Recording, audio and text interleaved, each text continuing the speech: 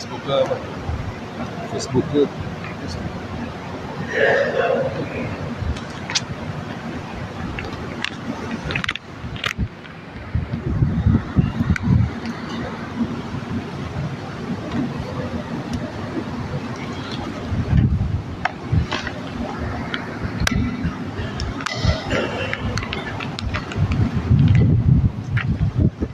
بسم الله الرحمن الرحيم إن الحمد لله نحمده ونستعينه ونستغفره ونعوذ بالله من شرور أنفسنا ومن سيئات أعمالنا من يهده الله فلا مضل له ومن يضلله فلا هادي له وأشهد أن لا إله إلا الله وحده لا شريك له وأشهد أن سيدنا ومولانا محمدا عبده ورسوله أرسله الله بالهدى ودين الحق ليظهره على الدين كله ولو كره الكافرون. Assalamualaikum warahmatullahi wabarakatuh. Alhamdulillah, tuan-tuan, puan-puan, para jemaah yang dirahmati Allah Subhanahu wa taala sekalian. Pertama sekali syukur kita kepada Allah Subhanahu wa taala, dengan kasih sayang Allah, taufik dan hidayah dari Allah Subhanahu wa taala dapatlah kita berkumpul pada malam ini untuk sama-sama kita meneruskan belajar tentang sunnah-sunnah Nabi sallallahu alaihi wasallam, sunnah-sunnah harian. Yang mana dalam membincangkan sunnah-sunnah harian ini kita akan menyentuh juga apa yang berkaitan dengan fardu ain, apa yang berkaitan dengan hukum hakam sekiranya ada, dan juga perkara-perkara yang perlu kita tambahkan lagi dalam kehidupan kita supaya dengan itu bertambahlah keredaan Allah Subhanahu wa taala kepada kita dan semakin dekatlah kita pada Allah Subhanahu wa taala, yang mana tujuan kita adalah untuk kita mati dalam husnul khatimah, mati dalam keredaan Allah Subhanahu wa taala. Itulah kita punya cita-cita tertinggi kita. Cita-cita tertinggi kita adalah kita mati dalam keredaan Allah Subhanahu wa taala.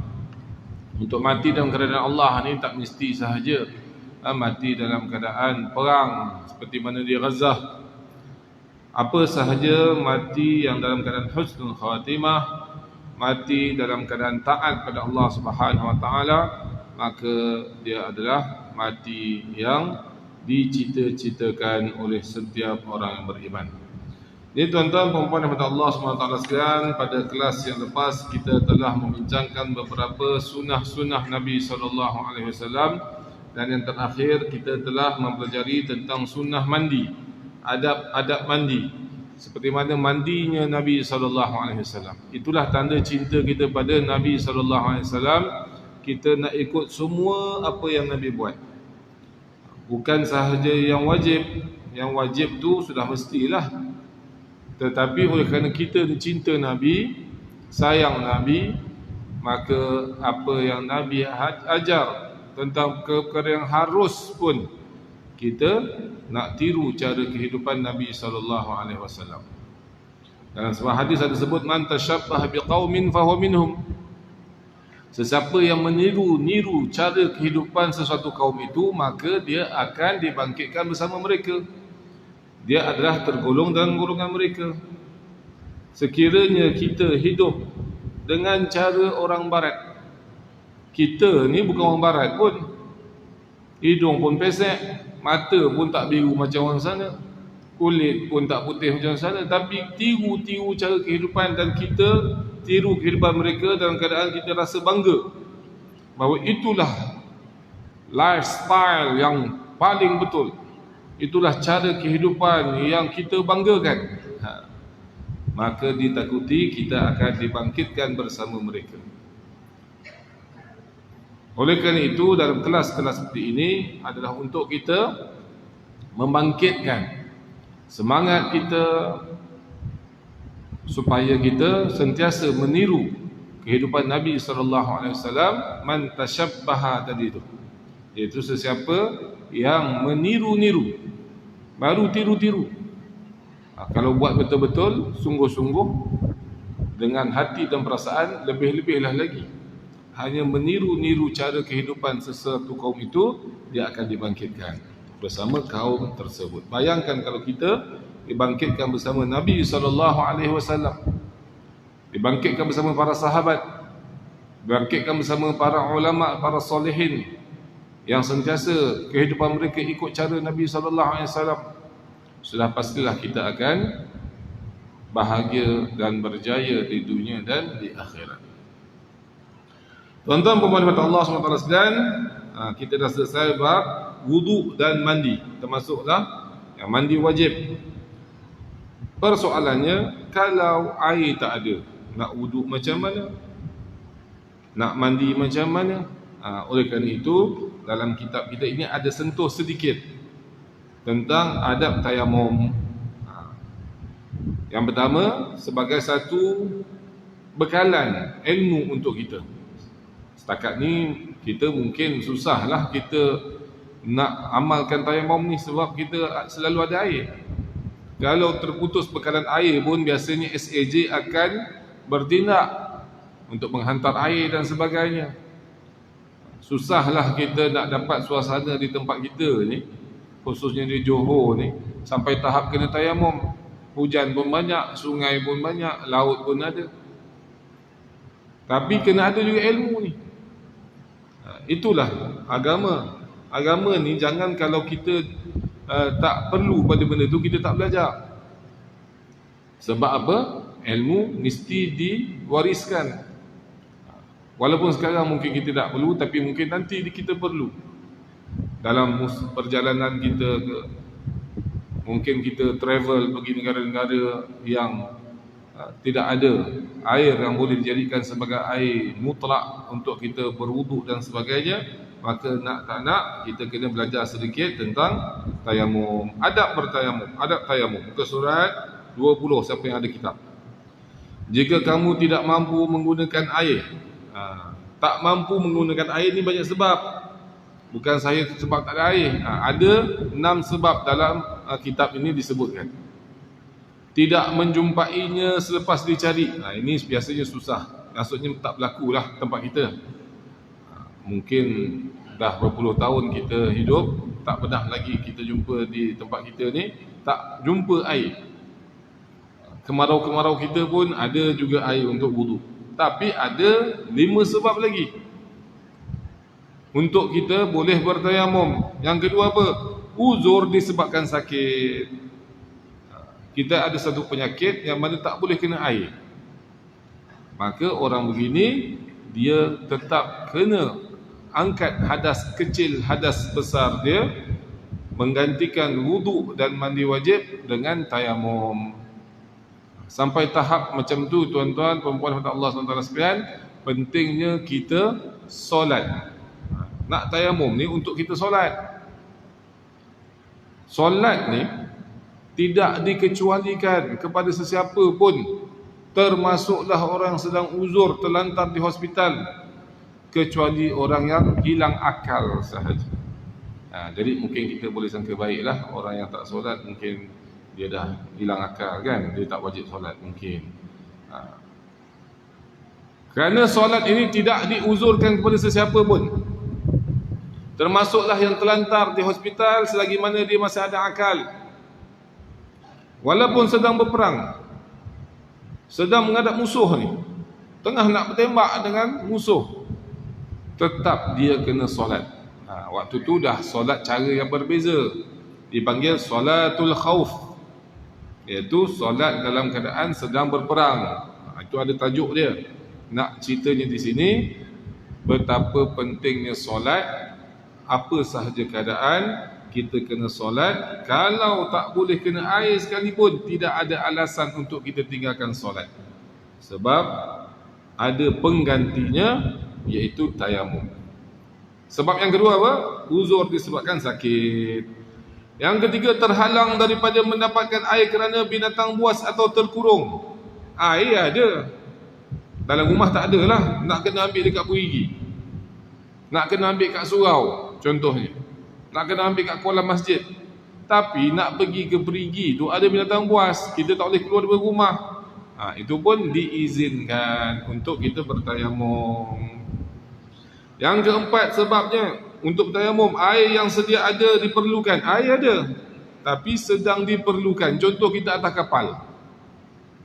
Kalau kita guna air tu nak minum dah tak boleh, walaupun kita berada atas laut. Air laut tak boleh diminum. Boleh minum tapi masin. Bila masin makin minum makin haus, makin dahaga. Tak sesuai dibuat untuk minum. Jadi air yang kita bawa ada atas kapal tu, kalau tak cukup untuk diminum, kita tak boleh, kita tak perlu guna. Tapi kalau air laut tu sudah pastilah kita boleh ambil air laut untuk ni, kan, untuk berwuduk. Sebagai contoh, keadaan-keadaan yang mana air yang sedia ada diperlukan olehmu untuk menghilangkan dahaga dalam diri atau dahaga temanmu. Apa sahaja keadaan yang sebegitu, maka air itu dianggap air yang tidak ada lah. Tidak boleh digunakan untuk berwuduk. Sebab apa? Nyawa adalah termasuk dalam perkara yang perlu kita jaga. Untuk menjaga nyawa, salah satunya perlu ada air. Tetapi dalam bab ini bertembung antara jaga agama dan jaga nyawa. Ini indahnya Islam, tuan-tuan dan puan sekalian. Kita ada air, kita wajib solat dan wajib ambil wuduk. Kena jaga agama. Wuduk dan solat ni agama. Tapi masalahnya, kalau kita ambil wuduk guna air minum itu, boleh jadi hilang nyawa. Iaitu kita tak minum, kita sakit, kita mati.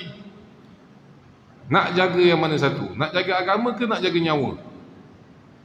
Kalau kita tak belajar, mungkin kita akan kata apa? Kita akan kata, mestilah jaga agama, biar mati tak apa.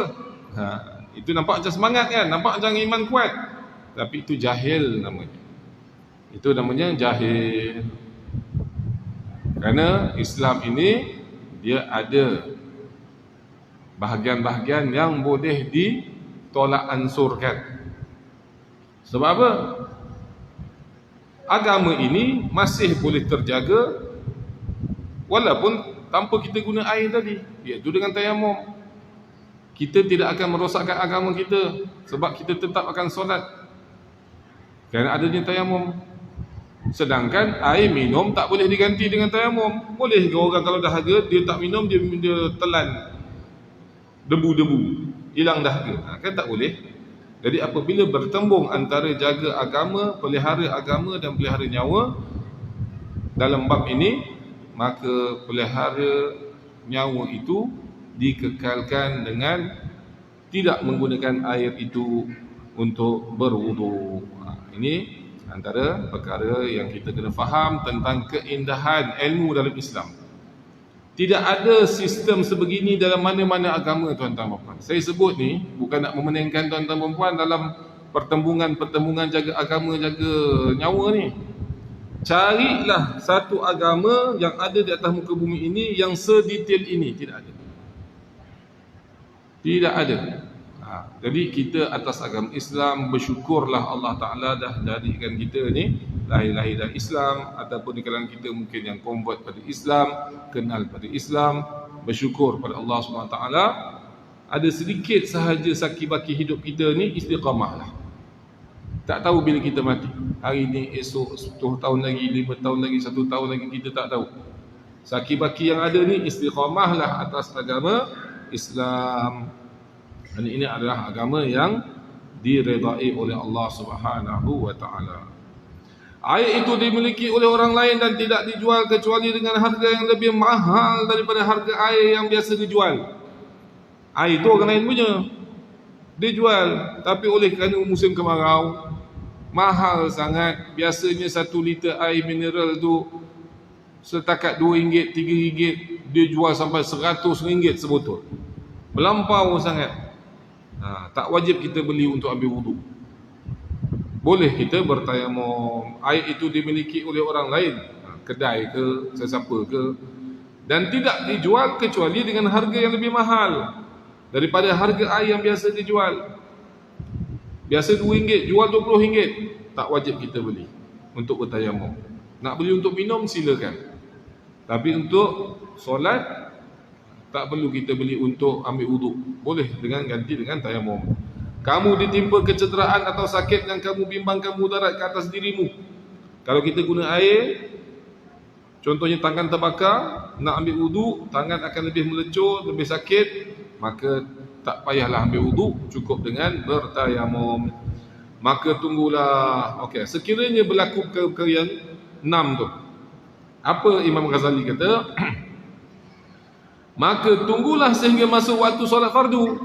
Janganlah kita buat macam wuduk. Wuduk kita boleh ambil sebelum masuk waktu. Belum masuk waktu maghrib, tadi akak-akak, abang-abang, tuan-tuan, perempuan ambil wuduk daripada rumah, Masya Allah. Boleh. Belum masuk waktu dah ambil wuduk untuk maghrib, boleh. Kita sekarang ni wuduk daripada sebelum maghrib tadi, kita akan guna sampai isyak, boleh. Tapi untuk tayamum tak boleh. Tayamum mesti tunggu masuk waktu. Itu yang dikata, maka tunggulah sehingga masuk waktu solat fardu. Kemudian pergilah dapatkan tanah yang bersih. Carilah mana-mana tanah yang bersih. Itu syarat pertama. Tanah itu mesti bersih. Jangan tanah-tanah yang ada di longkang-longkang najis, contohnya kubahan dan sebagainya. Jangan. Tanah yang bersih, yang mengandungi debu. Bermakna tanah itu bukan tanah lembab, bukan tanah basah. Tanah yang ada debu. Debu yang suci. Tanah yang mengandungi debu yang tidak bercampur. Iaitu mesti debu tu debu sepenuhnya dan suci, tidaklah bercampur dengan najis-najis dan seumpamanya. Kalau ada tanah macam tu, debu macam tu, kemudian tepuklah ke atasnya, barulah boleh bertayamum. Ini kena faham baik-baik tuan-tuan perempuan. Kalau tak belajar, pakai ikut-ikut YouTube, Facebook, TikTok dan sebagainya, dia kata apa? Kalau pergi umrah, ni isu berbangkit banyak. Kita ni kebanyakan jarang travel naik kapal terbang, kecuali pergi umrah. Secara umumnya lah, orang awam kita nak solat, senang aja, tepuk dinding kapal terbang tu, tayamum, tepuk kursi depan tu, pap, tayamum. Dapat mana ilmu tu? Tu YouTube ada aja, Facebook ada aja. Ni apabila kita memudah-mudahkan dalam penuntut ilmu, betul tak betul, siapa yang tak siapa sahaja, kita pakai ikut. Kan syarat dia ialah tanah yang ada debu yang suci. Dekat dinding kapal terbang tu ada tanah ke? Debu yang melekat kat dinding kapal terbang tu, kalau ada debunya, debu tanah ke, debu abuk, debu tak apa-apa, debu make up. Sebelum tu akak ada seorang perempuan duduk kat situ, berjanda, make up dia melekat dekat dinding tu, debu make up dia ke? Kita pakai hentam aja, semua debu kita sapu. Sebab tu kena belajar, kena khusus. Kena khusus sebelum pergi umrah, khusus betul-betul. Syarikat besar-besar banyak buat khusus. Alhamdulillah, Tabung Haji buat dan Indonesia buat. Saya sendiri, syarikat saya, Mizwah, dah buka dah office di Tanjung Agas, dekat-dekat dengan Martabak Singapura tu. Ada nasi kandar, atas nasi kandar tu Mizwah, ada muka saya kat situ. Kita ada buat juga khusus umrah. Percuma, siapa-siapa nak datang. Ada tarikh-tarikh dia lah. Setiap hari Jumaat 2 minggu sekali kita buat. Kadang-kadang tanya, bila yang datang tu soalan-soalan yang mendatang, baguslah. Bila tanya nak tahu, kita cerita. Tak mesti yang pergi dengan saya, pergi dengan siapa-siapa pun, untuk tambah ilmu, belajar macam mana cara tayamum yang betul, macam mana cara wuduk guna spray yang betul. Ni tak dapat botol spray daripada travel, daripada syarikat, pakai hentam aja. Spray macam tu konon-konon dah ambil wuduk, tak sah. Konon-konon muka dah kena air. Hari tu kita dah cerita dah, waktu kita bincang tentang wuduk hari tu. Jadi tayamum begitu juga. Dia kata apa? Mesti ada tanah dan ada debu. Nak senang kalau nak tayamum juga, tak nak guna spray. Spray pun tak nak guna. Mungkin dia dapat taklimat, kalau ambil wuduk dalam kapal terbang boleh membahayakan. Apabila air tumpah dan sebagainya, boleh membahayakan. Dia nak bertayamum. Beli debu tayamum, banyak jual dah sekarang. Kedai-kedai yang jual perkakas alat-alat umrah dan haji. Bin Salim dekat TF sana, dulu Bin Salim dekat kita sini, sekarang dah pindah ke TF. Ada jual debu untuk tayamum. Beli. Jangan pakai, tengok Facebook, tengok YouTube, tepuk tangan dekat kursi kapal terbang, tepuk tangan dekat dinding kapal terbang, terus tayamum. Bukan macam tu cara dia. Kerana fatayammamu sa'idan tayyiban, dalam Al-Quran yang sebut tu. Ini bukan Imam Ghazali punya hukum, ini Al-Quran punya hukum, iaitu tanah yang ada debu yang suci. Ada itu barulah mulakan tayamum, kemudian tepuklah ke atasnya dengan menggunakan kedua-dua tapak tanganmu dalam keadaan merapatkan jari jemarimu. Itu rapatkan, janganlah macam kita tepuk. Mau nak ambil macam tepung ke, nak uli tepung ke, tak perlu. Sikit saja, kenakan saja. Sambil berniat untuk membolehkan solat fardu ditunaikan, bukan angkat hadas kecil, bukan niat angkat hadas besar, tetapi niat untuk kita ibahatus solah, untuk kita dibolehkan berwuduk, untuk kita dibolehkan solat fardu. Sapulah muka dengan dua tapak tangan tadi sebanyak sekali dan jangan menyusahkan diri. Dalam tayamum ni bukan macam wuduk. Wuduk ni kita tenyeh muka macam kita dah belajar itu. Pastikan air kena semua, kan, janggut kalau tebal ke nipis ada hukum dia, semua kita dah belajar itu. Tapi tayamum bukan macam tu. Sapulah muka dengan dua tapak tangan tadi sebanyak sekali dan jangan menyusahkan diri untuk menyampaikan debu tanah ke pangkal rambut, sama ada nipis atau tebal. Kita pun nak tanya, pastikan setiap kulit yang ada ni nak kena. Tak, bukan macam tu. Sapu je.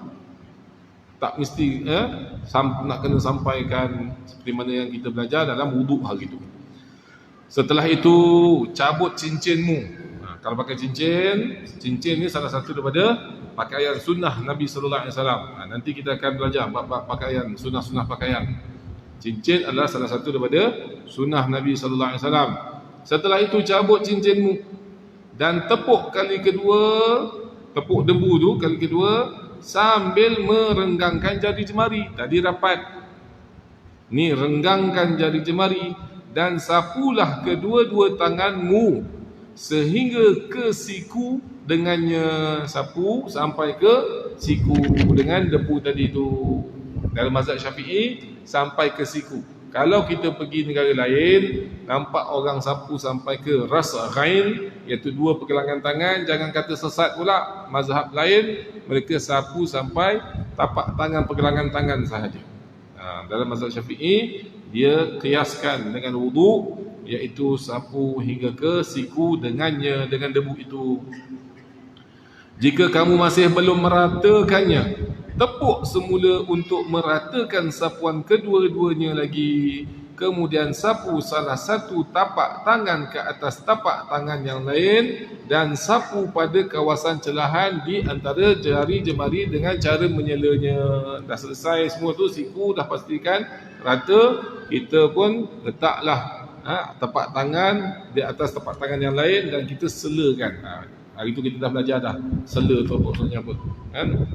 Dalam wuduk pun kita sunat menyela jari jemari, tapak tangan ke atas tapak tangan yang lain dan sapu pada kawasan celahan di antara jari jemari dengan cara menyelanya. Tunaikan suatu solat fardu dengan tayamum itu. Untuk tayamum boleh satu tayamum untuk satu solat fardu sahaja.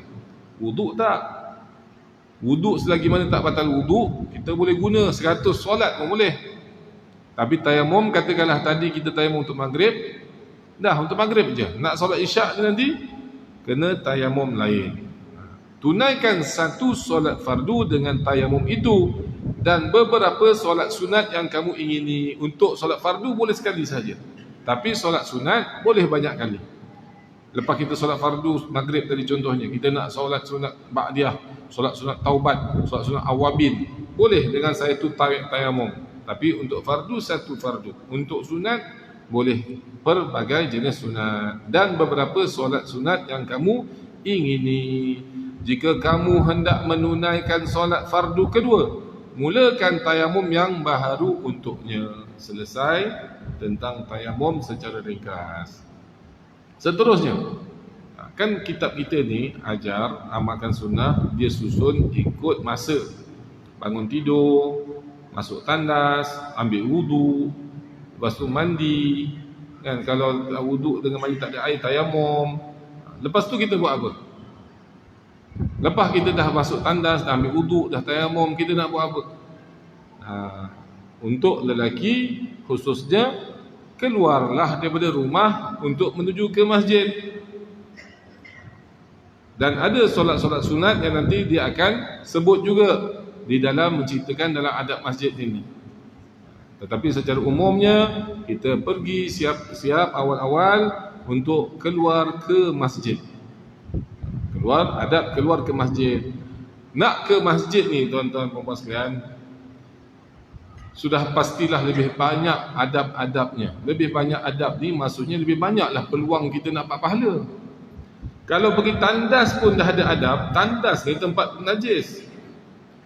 Tempat najis pun ada sunnah-sunnah dan adab-adab yang kita boleh dapat peluang untuk dapat pahala. Bayangkan, pergi tempat najis pun ada peluang untuk dapat pahala.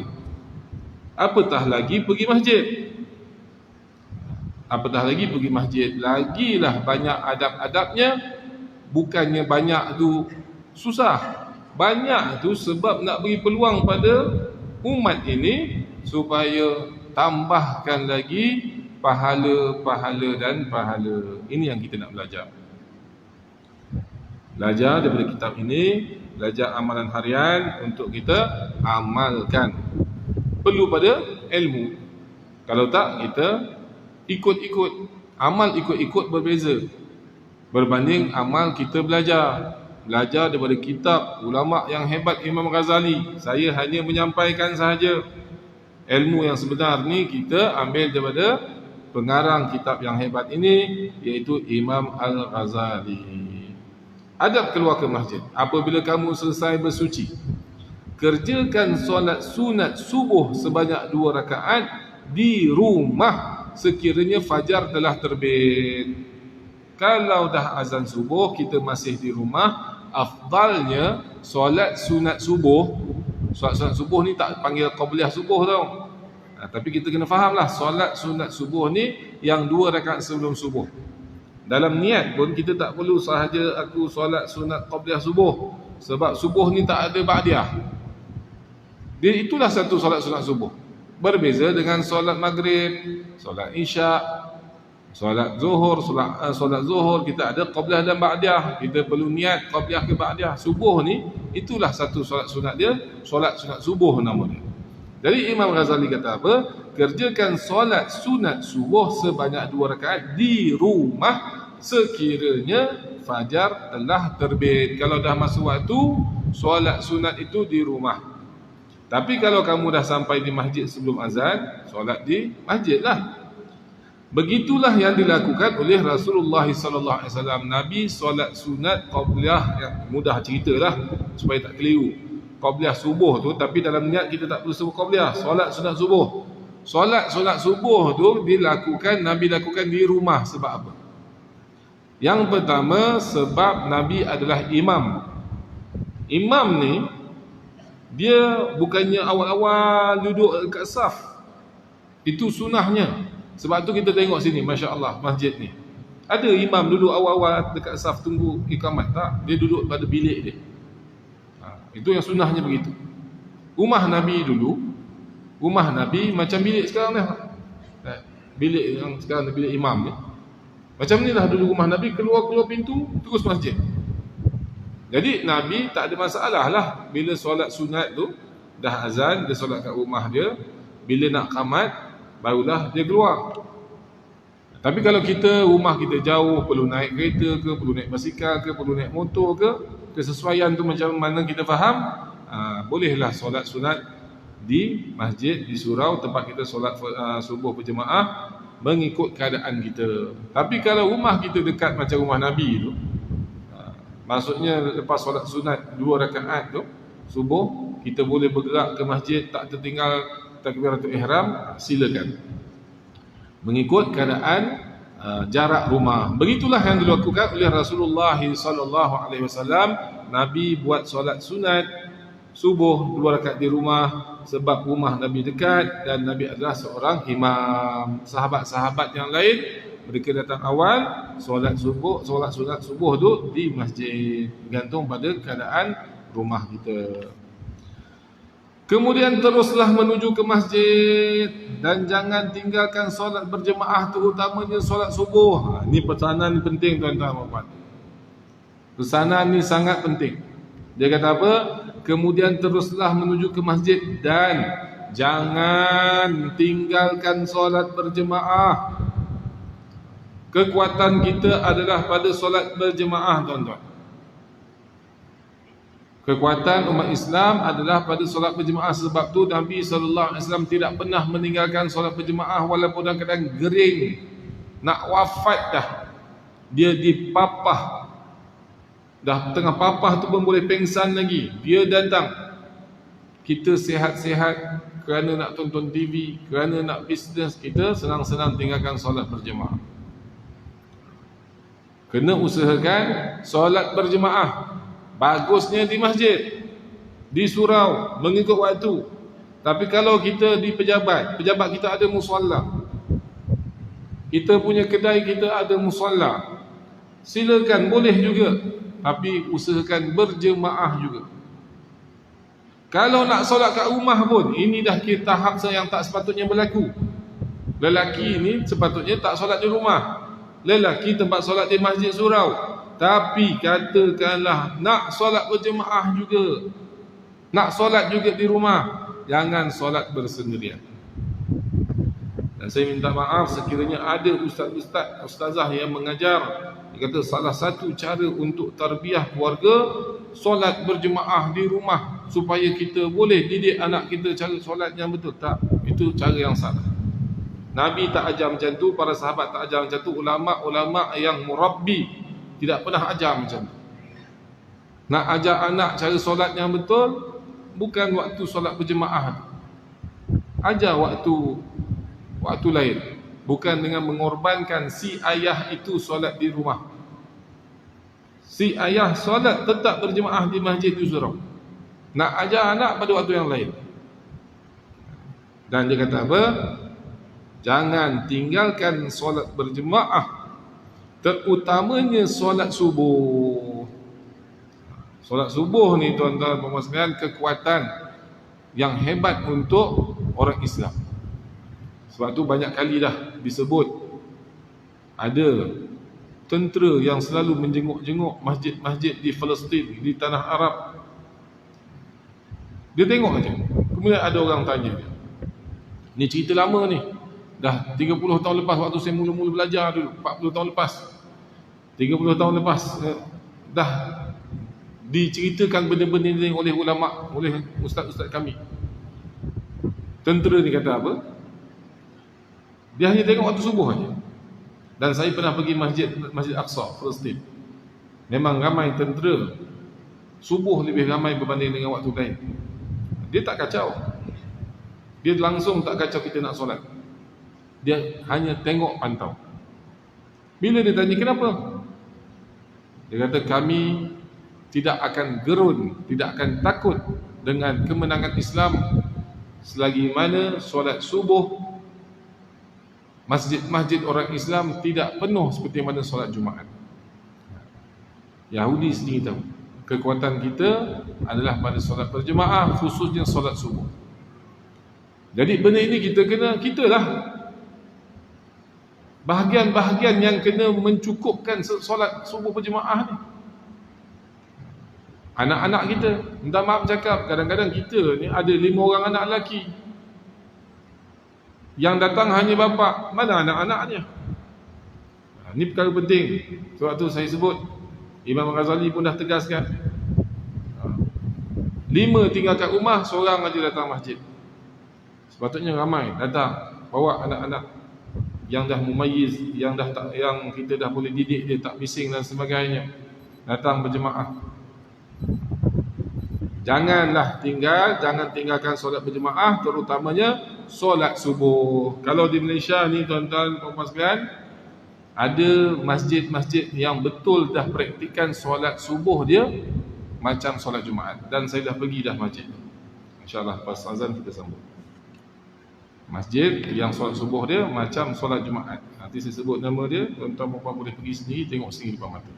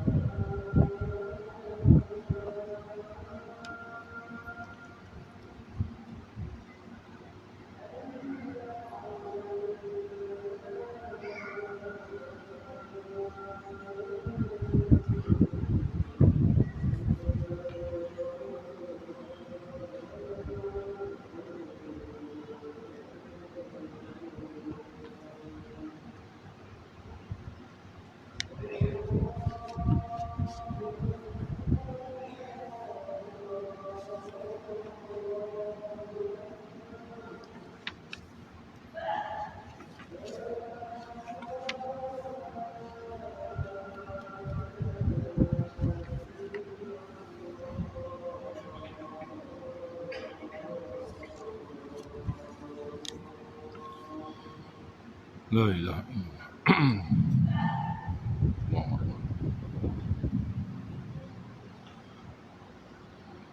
Baik, saya dapat maklumat daripada satu orang bapa pelajar saya.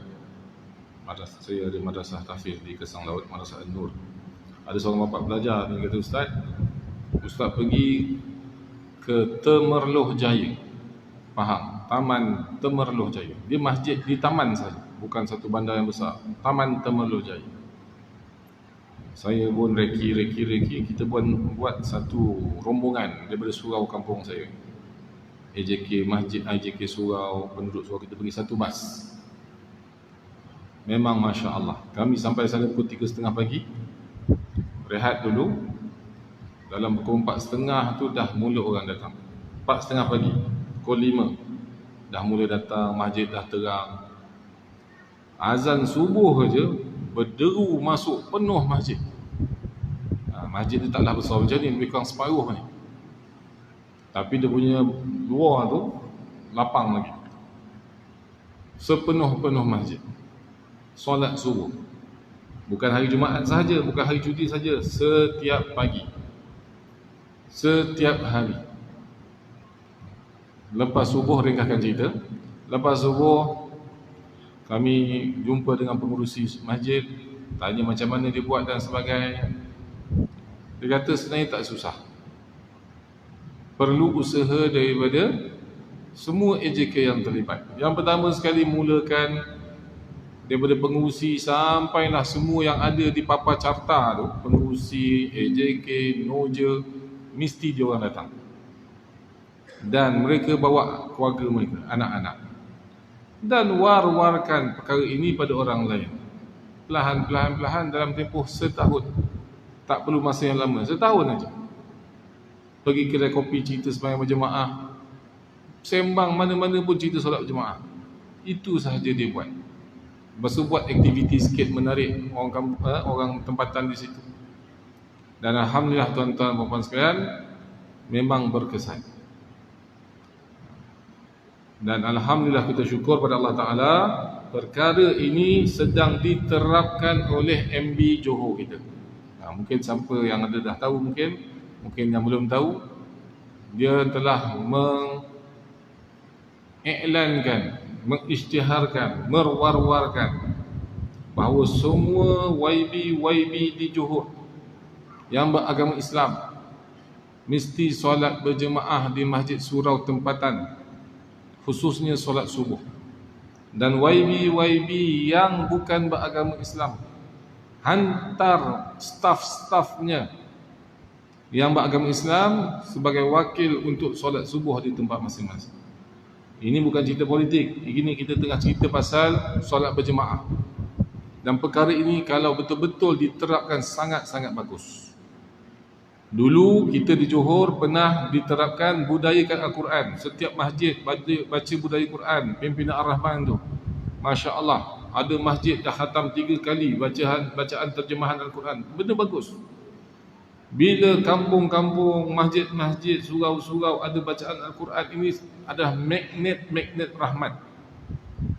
Dan sekiranya apa yang diberitahu oleh MD Johor kita tu dan diamalkan, maka pasti perkara ini menarik rahmat Allah SWT, lebih khusus lagi di negeri Johor kita.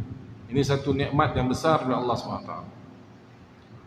Kalau kita berbeza fahaman politik macam mana pun, bab benda-benda baik macam ni, kita nak tak nak kena sokong, nak tak nak kita kena bersama, kebersamaan kita dalam perkara-perkara yang baik. Jadi sekiranya YB yang sibuk tu pun mereka dapat solat subuh berjemaah, kita ni apatah lagi, usahakanlah, tak kira lah YB tak YB, rakyat tak rakyat, sebagai orang Islam memang kita kena solat berjemaah. Seperti mana Imam Ghazali kata apa? Kemudian teruslah menuju ke masjid dan jangan tinggalkan solat berjemaah, terutamanya solat subuh, kerana solatul jamaati tafdulu ala solatil fardhi bis 27 darajah. Artinya solat berjemaah melebihi solat bersendirian dengan kadar 27 kali darajat.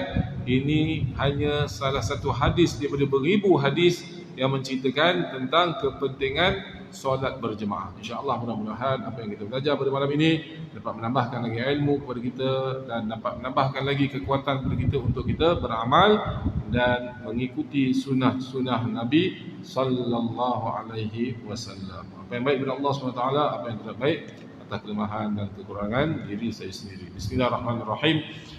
Alhamdulillah Rabbil Alamin wassalatu wassalamu ala sayyidil anbiya'i wal mursalin wa ala alihi wa sahbihi ajma'in. Allahumma inna nas'aluka 'ilman nafi'a wa 'amalan mutaqabbala wa imanan kamila wa yaqinan sadiqan wa rizqan wasi'an halalan tayyiban mubarakan fihi wa shifaa'an min kulli da'. Allahumma inna na'udzubika min 'ilmin la yanfa'u min qalbin la yakhsha'u min nafsin la tashba'u min 'aynin la tadma' min khashyatika min da'atin la yustajabu laha. Rabbana ighfir lana wa liwalidina wa lil mu'minina yawma yaqumul hisab. Rabbana atina fid dunya hasanatan wa fil akhirati hasanatan وقنا عذاب النار وصلى الله على سيدنا محمد وعلى اله وصحبه وسلم والحمد لله رب العالمين.